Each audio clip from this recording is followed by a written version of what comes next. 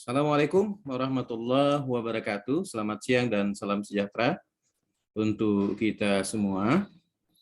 Hari ini kita akan Warahmatullahi wabarakatuh. pelajari mata kuliah kita yang terkait dengan penulisan ilmiah atau penulisan karya ilmiah. Karena dalam bentuk penulisan karya ilmiah ini tentu paling tidak sebenarnya banyak mahasiswa sudah tahu, ya. Baik itu makalah yang dikerjakan setiap mata kuliah, kemudian paper, ya, kemudian skripsi, ya sampai disertasi, ya, tesis dan disertasi, ya, atau penulisan karya ilmiah lainnya. Kali ini kita akan mempelajari teknik penulisan karya ilmiah, ya, sebagai bentuk penulisan untuk para akademisi atau katakanlah masyarakat ilmiah atau sivitas akademika, ya. Nah, teknik tentu di dalam penulisan ilmiah itu berbeda dengan penulisan non ilmiah atau penulisan lainnya, ya. Karena itu penting bagi kita untuk mempelajari teknik penulisan karya ilmiah ini sehingga akan memudahkan untuk memahami apa saja yang terkait dengan penulisan karya ilmiah ini, ya. Sebelum kita melanjutkan tentang teknik penulisan karya ilmiah ini atau teknik penulisan ilmiah ini, alangkah baiknya apa yang dinamakan dengan karangan ilmiah. Karangan ilmiah adalah karangan ilmu pengetahuan yang menyajikan data. Tentu di sana ada data, ya. Kemudian dan fakta serta ditulis menurut metodologi yang baik dan benar. Jadi ada ketentuannya, di samping ada data, ada fakta, kemudian ada metodologi, ya. Jadi di dalam penulisan karya ilmiah harus ada metodologinya, ya. Sehingga dengan metodologi itu orang atau pembacanya akan mengetahui bagaimana cara Anda menentukan atau pengambilan datanya, ya. Oleh sebab itu yang di proposal penelitian yang saya bagikan kepada Anda di situ ada pada bab 3 itu ada metode penelitian, ya. Jadi metode itu penting karena berkaitan dengan cara Anda menentukan data, menganalisa pada data, kemudian nanti menarik kesimpulan, ya. Tentu ini didasarkan pada cara yang baik, ya, sesuai dengan ketentuannya dan benar menurut aturannya, ya. Karangan ilmiah tentu dilakukan melalui berbagai cara, ya. Ya, ada yang melalui pengamatan, yaitu diamati. Ketika Anda misalnya melihat sesuatu dilakukan secara berulang-ulang, maka itu dilakukan secara pengamatan atau observasi, ya. Nah, jadi Anda bisa mengobservasi, bisa mengamati semua objek yang ada di sekitar Anda, ya. Ya, bisa juga orang lain yang mengamati, ya. Jadi pengamatan ini biasa dilakukan, ya, dalam sebuah pengumpulan data. Kemudian yang kedua adalah bisa berupa percobaan atau eksperimen, ya. Jadi ada yang kelompok dilakukan percobaan, ya. Ada yang tidak dilakukan percobaan atau ada yang dilakukan percobaan sebelum dan sudah dilakukan percobaan, ya. Ya, apakah ada perubahan atau tidak ada perubahan setelah dilakukan percobaan. Kemudian yang ketiga adalah penelitian atau telaah pustaka atau yang disebut dengan kajian pustaka. Jadi datanya yang Anda dapatkan, faktanya itu adalah data yang bersumber dari perpustakaan, ya, sebagai bahan kajian sehingga Anda bisa mengupas, membahas apa yang ada di dalam perpustakaan ini, ya. Nah, adapun jenis, ya, karangan ilmiah yang umumnya, ya, dipahami oleh kita semua, yaitu ada bentuk makalah, ya. Makalah ini sebenarnya sudah sering diminta kepada Anda setiap mata kuliah satu makalah, ya. Nah, kali ini memang untuk mata kuliah saya, ya, bentuknya adalah proposal penelitian, ya. Jadi supaya Anda bisa mengetahui karena itu bagian dari skripsi yang akan Anda tulis, ya. Baiknya itu berdasarkan pada rencana akan menjadi skripsi Anda, ya. Kemudian tentu di dalam skripsi atau proposal penelitian yang terdiri atas bab 1, bab 2, bab 3 itu Anda bisa dapatkan data sekundernya saja, tidak usah data primer, ya. Anda dapatkan kasusnya di puskesmas berapa, ya. Ya, bisa saja Anda minta surat permohonan atau permintaan data, kan cuma data sekunder saja. Mungkin ketika Anda PBL kan sudah ada datanya, ya. Nah, jadi harapannya adalah dengan data itu Anda bisa menggunakannya, ya, untuk menyajikannya saja, tidak perlu dianalisa, ya. Nah, data yang ada di proposal penelitian itu cukup ditampilkan saja berapa kasusnya, kan begitu, ya, untuk di latar belakang, ya. Nah, ini bisa kemudian data populasinya. Nah, ini bisa Anda dapatkan di tempat ketika Anda sebelumnya sudah PBL, ya, pengalaman belajar lapangan. Nah, dari itu tentu ini bisa menjadi proposal skripsi Anda, ya. Jadi pada mata kuliah berikutnya, misalnya pada mata kuliah seminar pendidikan kesehatan masyarakat, Anda tidak perlu pusing-pusing lagi, ya, datanya sudah ada. Kemudian tesis, ya, untuk program pasca sarjana. Pasca sarjana itu ada dua, yaitu ada tesis, ada disertasi, ya. Jadi skripsi itu biasanya S1, kemudian tesis itu S2, ya, atau pasca sarjana, kemudian disertasi itu juga untuk pasca sarjana. Jadi ada program magister, ada program doktoral, ya. Nah, ini semuanya merupakan jenis karangan ilmiah.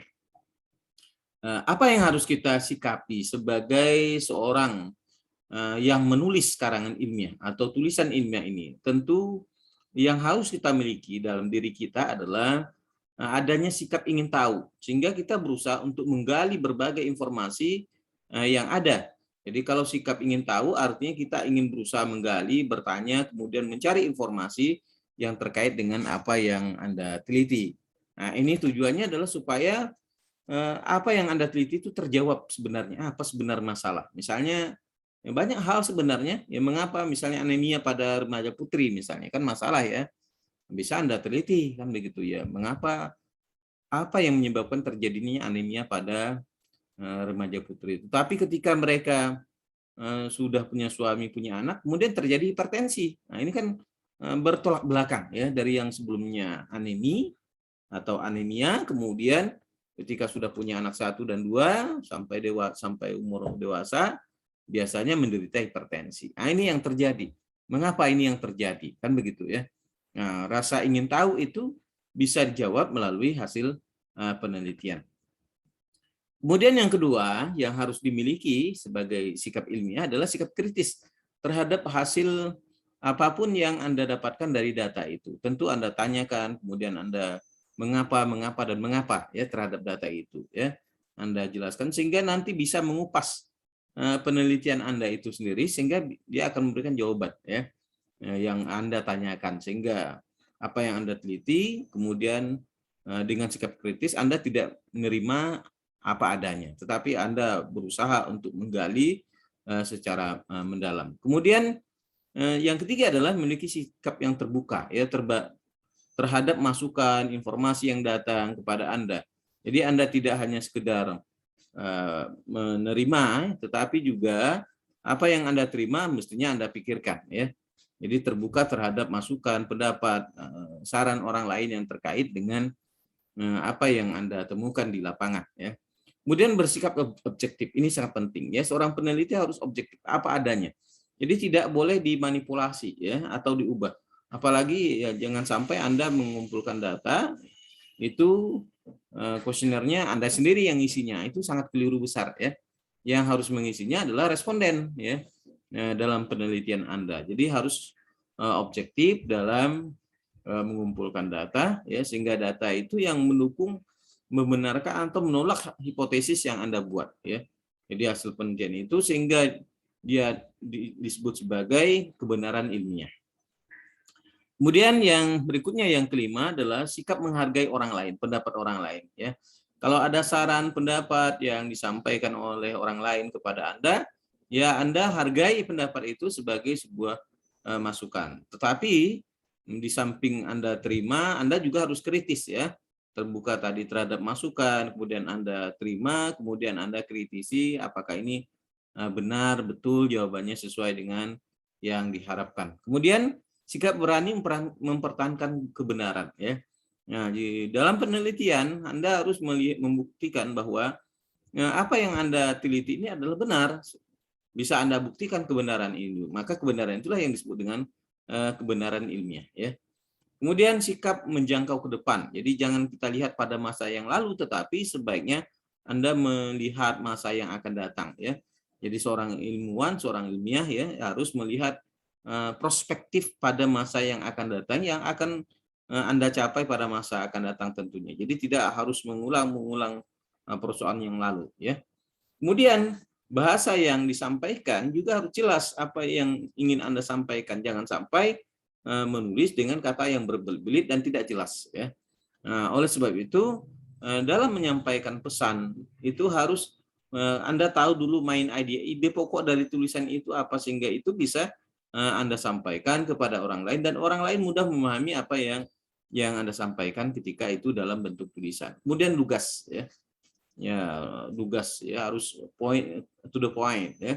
Nah, langsung pada pokok persoalan, jangan sampai Anda tidak jelas apa yang ingin Anda sampaikan, ya, sehingga pokok yang akan Anda sampaikan sehingga ya, kabur maknanya, ya. Nah, kemudian komunikatif, dapat menyampaikan itu dengan baik kepada orang lain, ya, atau dalam hal ini kepada pembaca dari sebuah karangan ilmiah yang Anda tulis, sehingga orang mendapatkan informasi dari apa yang Anda tulis, ya. Adapun untuk menulis karangan ilmiah ada beberapa tahapan, ya, dalam menyusun karangan ilmiah yang harus ditempuh oleh seseorang, sehingga tidak serta-merta apa yang dibuat itu tidak memiliki makna yang sebagaimana yang diharapkan oleh semua pihak, ya. Yang pertama adalah harus ada persiapan dari awal ketika Anda melakukan membuat proposal penelitian, katakanlah demikian, ya. Anda harus mempersiapkan diri. Ya, apa saja yang terkait? Ya, tentu saja data, ya. Atau juga peralatan tulis, ya. Sekarang kan laptopnya sudah ada, ya, dengan mudah Anda dapatkan. Kemudian Anda bisa cari jurnal yang terkait dengan Anda yang Anda teliti. Anda bisa cari di Google Scholar, ya, atau Google Cendekia, ya. Bisa Anda cari di sana, atau di Google Book juga bisa Anda cari berbagai informasi yang terkait dengan apa yang akan Anda tulis. Ini harus Anda persiapkan terlebih dahulu, ya. Kemudian mengumpulkan data yang akan Anda kumpulkan, datanya jenis apa? Kategorik, numerik, primer, sekunder, nah, kan begitu, ya. Harus Anda sudah pikirkan pengumpulan data, termasuk juga cara pengumpulan datanya, ya. Sehingga ini akan memudahkan Anda ketika melakukan analisa data, apakah kategorik atau numerik, kan begitu, ya. Sehingga alat yang Anda gunakan dalam menganalisa data itu dapat terjawab sesuai dengan jenis data itu sendiri. Kemudian pengorganisasian dan pengonsepan. Jadi apa yang Anda dapatkan, kemudian Anda organisir, ya. Data yang Anda dapatkan tadi sesuai dengan porsinya, sesuai dengan peruntukannya. Dan kemudian Anda bisa tulis coret-coret konsep yang berkaitan dengan apa yang akan Anda tulis. Misalnya saya menulis tentang artikel hipertensi misalnya, ya, maka yang saya cari adalah terkait dengan yang berkait dengan hipertensi. Saya organisir dari berbagai artikel publikasi ilmiah yang ada, saya kumpulkan, kemudian saya gunakan, masukkan datanya sebagai latar belakang misalnya. Nah, ini sangat membantu, ya. Termasuk juga nanti dimasukkan ke daftar pustakanya, ya. Jadi tidak hanya ditampilkan, tetapi juga harus dimasukkan di daftar pustaka, ya. Karena apa yang kita tulis itu tidak semuanya harus menggunakan bahasa kita, tapi baiknya adalah menggunakan bahasa yang bisa mewakili bahasa dari daftar yang kita kutip tadi, ya. Kemudian melakukan pemeriksaan atau penyuntingan konsep tadi, ya, yang sudah dikumpulkan datanya atau informasi dari jurnal maupun artikel publikasi ilmiah, kemudian diperiksa apakah ini sesuai dengan kebutuhan Anda atau tidak sesuai dengan kebutuhan Anda. Jadi kalau memang itu sesuai dengan kebutuhan Anda, ya jadi itu bisa digunakan, ya. Kemudian penyajian, ya, datanya yang didapatkan kemudian disajikan di dalam sebuah penelitian, ya. Yang pertama yang harus kita lakukan di dalam tahap persiapan adalah pemilihan topik, ya. Ya, misalnya tadi anemi, ya, topiknya anemi atau anemia, ya. Nah, anemia pada biasa kelompok mana yang rentan dengan anemia? Ya, remaja misalnya, remaja putri, gitu kan. Ya, ini yang misalnya kejadian anemia pada remaja putri. Upaya pencegahan anemia itu kan ada dua topik ya, pencegahan. Ya, jadi ada anemia, ada pencegahan anemia ya. Nah, ketika Anda akan meneliti topiknya adalah anemia, nah, ini sudah menjadi misalnya faktor yang berhubungan dengan pencegahan. Ya, jadi yang terkait dengan pencegahan ya. Atau faktor risiko kejadian anemi ya. Anemia pada remaja. Nah, itu sudah satu topik tapi bisa dua judul ya. Kemudian menentukan judul. Nah, tadi sudah saya sampaikan bahwa dalam satu topik bisa beberapa judul ya. Nah, sebagai contoh tadi misalnya kita anemia pada remaja ya, pada ibu hamil, kemudian pencegahan upaya pencegahan anemia pada remaja, upaya pencegahan anemia pada ibu hamil, kan begitu ya. Nah, ini sudah 4 yang terkait dengan anemia. Maka oleh sebab itu Anda bisa diskusikan dengan teman-temannya dengan topik yang sama, tetapi nanti judulnya bisa berbeda-beda. Kemudian pembuatan ranggangan atau outline tadi. Ya, jadi kalau Anda gunakan outline itu latar belakangnya, ya, latar belakangnya itu mengerucut, kemudian konsep tentang anemia itu apa, kemudian nanti anemia di dunia itu berapa kasusnya atau prevalensinya, kemudian anemia di Indonesia itu berapa, kemudian anemia di Kalimantan Barat itu berapa, kemudian anemi di Kabupaten Sintang itu berapa, kemudian anemi di wilayah kerja puskesmas itu berapa. Nah, itu nanti Anda bisa menelitinya. Yang Anda ingin ketahui adalah yang terkait dengan misalnya anemia pada ibu hamil atau anemia pada remaja. Gitu ya. Nah, ini bisa dibuat sebagai latar belakang. Jadi modelnya adalah seperti piramida terbalik ya. Jadi modelnya terbalik seperti ini ya. Jadi piramid ya dibesar ke atas kemudian mengerucut dia, mengecil. Nah, ini yang disebut dengan piramida terbalik ya dalam pembuatan bab 1 atau latar belakang masalah penelitian ya. Kemudian syarat ya yang harus dipenuhi ya.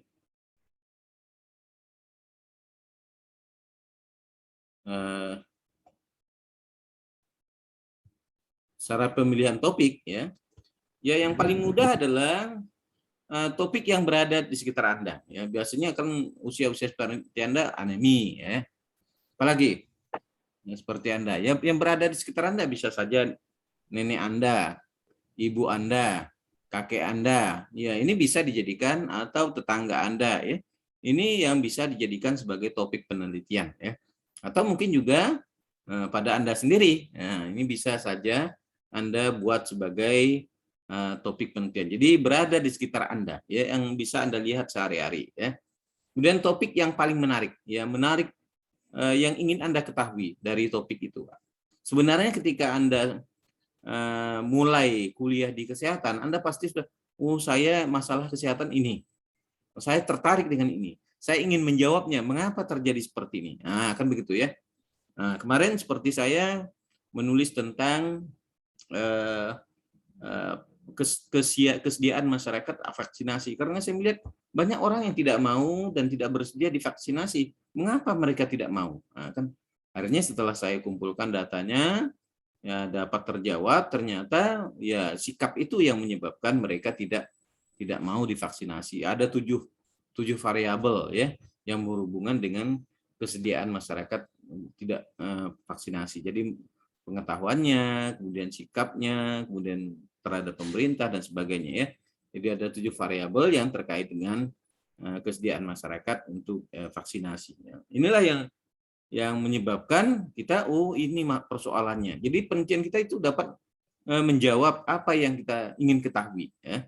Jadi sebenarnya penelitian itu menjawab apa yang ingin kita ketahui. Sehingga itu yang menjadi modal ya, bagi peneliti, sehingga penelitilah sebagai orang pertama yang bisa menjawab apa yang ditanyakannya. Ya. Kemudian topik terpusat pada lingkungan yang sempit dan terbatas. Nah, tadi kalau topiknya misalnya tadi anemia, itu masih luas. Maka harus dibuat yang terbatas. Pada siapa? Pada remaja, pada ibu hamil. Kan sudah dibatasi. Semakin kita tambah ujungnya, itu semakin membatasi. Jadi tidak anemia pada semua orang, tapi pada remaja atau ibu hamil. Karena ibu hamil ini ketika anemi itu berisiko terhadap partus ya. Ketika partus itu berisiko terjadi pendarahan ya pada ibu yang menderita anemi. Nah, jadi oleh sebab itu ini bisa dilakukan penelitian supaya tidak terjadi risiko ketika persalinan ya. Nah, ini dapat dilakukan. Kemudian ketika Anda tambah variabel kalimatnya itu semakin sempit, makin terbatas ya. Misalnya tadi pada remaja, pada ibu hamil, maka dia di mana? Oh, di wilayah kerja puskesmas A misalnya. Nah, jadi sudah semakin Anda ada batasi ya. Nah, kemudian variabel bebasnya apa yang ingin Anda ketahui? Oh, ternyata saya ingin melihat beberapa faktor yang terkait dengan anemi pada ibu hamil. Nah, ini bisa Anda masukkan di situ ya. Oh, misalnya pengetahuan, ibu hamil itu tidak tahu tentang kemudian sikapnya, kemudian tindakannya, asupan gizinya misalnya. Kemudian dukungan keluarga, dukungan suami, akses informasi, dan berbagai variabel yang bisa Anda hubungkan dengan kejadian anemi pada ibu hamil misalnya. Nah, ini bisa Anda lakukan ya.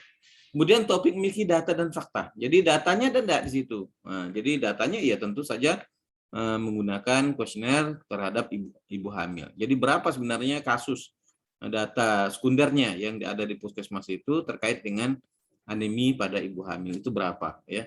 Nah, Anda dapatkan itu informasinya berapa jumlah orangnya dan berapa jumlah ibu hamil ya. Ini bisa Anda dapatkan di data sekunder. Bisa dari institusi ini kirim surat untuk dapatkan data sekunder terkait dengan apa yang Anda ingin ketahui. Jadi ketika Anda ingin mendapatkan informasi, jadi Anda bisa mengirimkan surat atau permohonan surat untuk mendapatkan data sekunder. Anda tidak perlu membuat kuesioner, tidak perlu ya. Cukup Anda buat bab 1, 2, 3 saja ya. Jadi tidak sampai pengolahan data, hanya sampai data sekunder itu dikumpulkan ya. Berapa kasusnya supaya Anda tahu kan begitu.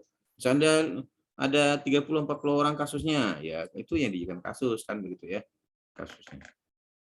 Kemudian diketahui prinsip ilmiah tadi ya, objektif tadi harus diketahui ya, prinsip-prinsip yang terkandung tadi berdasarkan data ya. Kemudian memiliki sumber acuan atau referensi. Jadi hasil penelitian orang sebelumnya sudah ada ya, sehingga ini memudahkan Anda ya dalam melakukan penelitian ya. Nah, jadi jangan sampai tidak ada sumbernya ya. Nah, adapun sistematika penulisan karya ilmiah ya sebenarnya apa yang saya tuliskan itu sudah Anda dapatkan ya. Ada judul ya, kalau ini lengkapnya begini ya. Ada judulnya, ada kata pengantar, ada daftar isi, ada pendahuluan, ada isi penutup daftar pustaka. Nah, jadi ini kalau di kita menjadi ada 5 bagian luar ya. Awal, isi dan penutup ya. Bagian awal isi itu seperti misalnya judul, halaman pengesahan, kata pengantar, tidak menyatakan tidak plagiat. Nah, itu masuk kata daftar isi. Nah, ini termasuk dalam bagian luar ya. Bagian dalam yaitu tadi ada pendahuluan, ada isi, ada penutup. Kemudian bagian akhir yaitu daftar pustaka, daftar lampiran ya. Nah, ini yang terkait dengan sistematika penulisan karangan ilmiah atau karya ilmiah ini ya. Nah, kemudian dalam menentukan judul harus ada paling tidak ada 5 H ya, 5W ya, 5W 1H ya. What itu ya apa ya, masalahnya apa? What the problem ya? Apa masalahnya ya?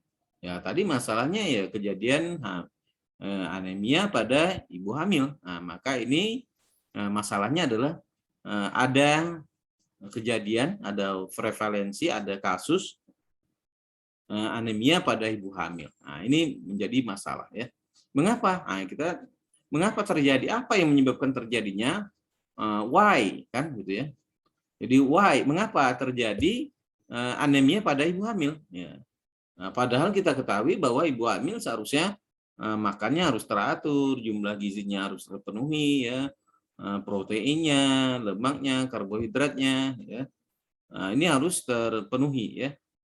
Ya, jadi vitaminnya, gitu ya, mineralnya harus terpenuhi pada ibu hamil, ya. Kalau tidak akan menimbulkan risiko kesehatan, sebagai contoh terjadi anemia pada ibu hamil, ya.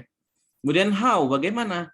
Bagaimana cara melakukan pengumpulan datanya, bagaimana cara menentukan judulnya, bagaimana cara menentukan subjek atau sampel penelitiannya, populasi dan sampelnya. Nah, ini berkaitan dengan bagaimana melakukan analisis data, ya. Kemudian where, di mana, ya. Nah, di mana tempat yang akan Anda lakukan penelitian ini? Di wilayah puskesmas mana yang di situ ada masalah, ya. There is health the problem, ya. Jadi di situ ada masalah, there is problem, di situ ada masalahnya, maka disitulah yang harus Anda teliti, ya. Kemudian when, kapan, ya. Kapan itu akan Anda lakukan? Tentu memang sekarang dari mulai awal inilah semester 5 ini Anda sudah tetapkan. Nah, itu akan penelitian Anda, kemudian nanti berlanjut pada mata kuliah yang lainnya. Jadi ini sebenarnya untuk memudahkan Anda ketika Anda akan melakukan penelitian pada skripsi yang akan datang. Jadi sudah sejak awal Anda sudah memiliki gambaran dalam penelitian ini. Kemudian dalam kata pengantar, ini biasanya kata pengantar mahasiswa ini contek, ya, banyak yang contek. Jadi tidak kreatif dalam menulis kata pengantar. Terkadang kata pengantar itu sama dengan yang punya temannya, ya, sehingga dia hanya mengumpulkan judulnya pun sama, padahal judulnya sebenarnya beda, tetapi ketika ditulis di kata pengantar jadi sama, ya. Nah, ini juga karena tadi banyak yang melakukan pengutipan atau mengcopy apa isi dari kata pengantar dari temannya, ya. Yang pertama adalah di kata pengantar itu harus ada ungkapan rasa syukur kepada Tuhan Yang Maha Esa. Ya, misalnya dengan mengucapkan alhamdulillah atau puji syukur kepada Tuhan Yang Maha Kuasa bahwa saya sudah dapat menyelesaikan penulisan karya ilmiah yang menjadi syarat mata kuliah ini, kan begitu, ya. Misalkan penjelasan mengenai apa tugasnya, pembuat tugas ini untuk memenuhi misalnya mata kuliah ini, tugas ini tujuannya untuk menyelesaikan studi misalnya, kan ini dibuat di kata pengantar. Kemudian menjelaskan mengenai pelaksanaannya, Anda melaksanakan gimana. Kemudian informasi dari bimbingan misalnya dari pembimbing apa yang sudah diberikan, pembimbing dengan sabar untuk memberikan bimbingan, ada pun yang dibimbing ini kan begitu, ya. Kemudian baru ucapan terima kasih, ya. Ya, kalau dia skripsi nanti kepada orang tua dulu, ya, baru kepada yang lain, kan begitu, ya. Nah, di atas nggak usah dimasukkan dalam 1-2, tetapi dimasukkan dulu ucapan terima kasih kepada orang tua. Nah, kemudian baru dimasukkan pada ketua stikara, kemudian pembimbing, penguji dan seterusnya, ya. Dan termasuk responden, ya. Kemudian keterbukaan terhadap kritik, ya. Penulisan ini belum sempurna sebagaimana yang diharapkan, oleh sebab itu saya berharap adanya kritik dan saran dari pihak lain yang bersifat konstruktif untuk memperbaiki, ya, penelitian atau laporan proposal ini sehingga dapat digunakan pada masa yang akan datang, ya. Nah, menyebutkan kota, tanggal, bulan, tahun pembuatan dan nama penulis, ya. Nah, ini yang harus disampaikan di kata pengantar, ya. Kemudian daftar isi, ya, memudahkan membaca untuk mengetahui isi karya ilmiah atau menemukan bagian-bagian misalnya bab atau subbab, ya. Misalnya pada bab 1 apa, bab 2. Nanti di proposalnya juga dibuat, ya.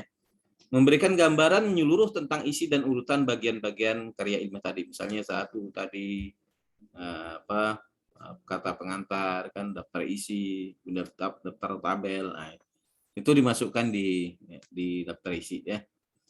Nah, kemudian di dalam pendahuluan ini ada beberapa hal yang perlu diperhatikan, ya. Yang pertama di pendahuluan ini berkaitan dengan latar belakang masalah, ya. Nah, jadi latar belakang masalah tadi sebagai contoh pada kasus anemia pada ibu hamil, ya.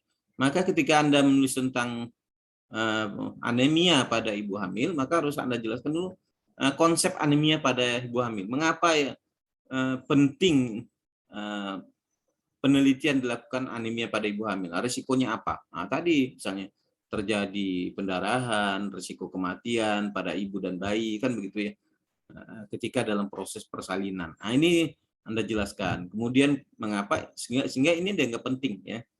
Kemudian tadi datanya yang terkait dengan anemi di beberapa negara menurut WHO. Kemudian di Indonesia kasus atau prevalensi dari anemi ini dan seterusnya ya. Kemudian baru tujuan.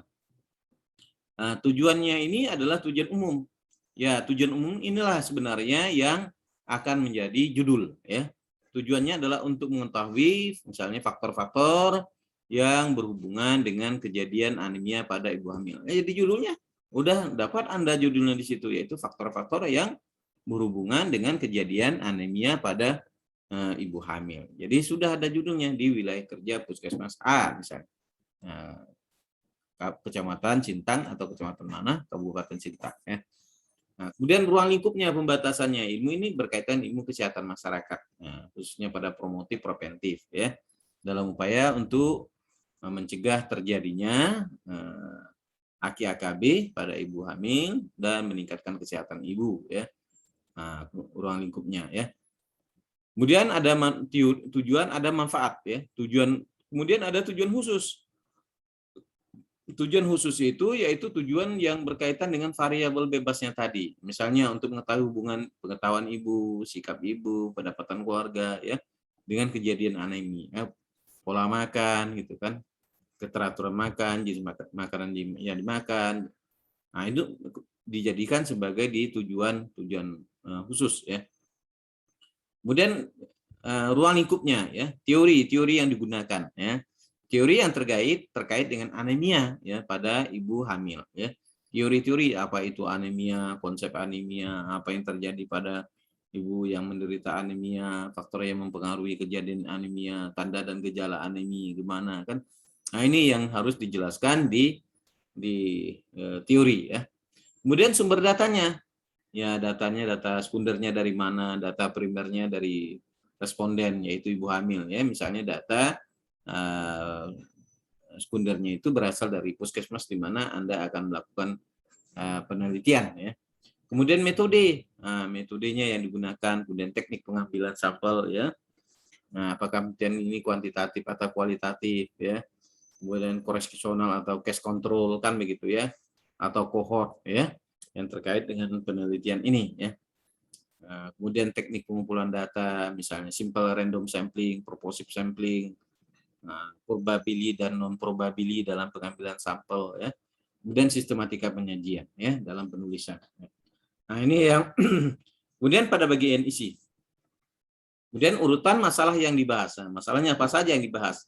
Nah, tadi misalnya isi ini bisa saja adalah hasil dan pembahasan. Nah, ini bisa dijelaskan. Jadi tentu pada hasil itu berdasarkan pada kuesioner yang Anda kumpulkan, baik univariat maupun bivariatnya. Ya, kemudian nanti di pembahasan juga nanti Anda tulis ya, tentu sesuai dengan urutan variabel di tujuan khusus tadi ya.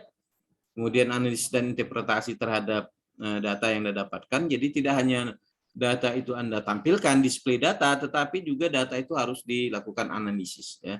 Analisis berdasarkan teori-teori yang relevan atau penelitian orang lain yang dianggap memiliki konsep korelasi dengan penelitian ini ya. Kemudian menginterpretasi terhadap data itu ya, kemudian dicocokkan dengan teori ya. Nah, jangan sampai hanya menyampaikan saja tetapi tidak diberikan makna dari apa yang ditulis pada pembahasan itu. Kemudian ilustrasi contoh-contoh yang mendukung dari penelitian ini. Kemudian tabel, bagan, gambar, ya kalau ada bisa saja disajikan. Kemudian yang terakhir, kalau di kita ini bab 6 ya, berisi kesimpulan dan saran ya. Kesimpulannya apa? Ya, kemudian sarannya berupa sesuai dengan pada manfaat praktisnya ya. Merupakan jawaban permasalahan yang dikemukakan di dalam pendahuluan tadi ya. Jadi kesimpulan tadi ya sesuai dengan variabel yang ada di situ ya. Ini saja yang bisa saya sampaikan terkait materi kita. Silakan, mungkin ada yang mau ditanyakan.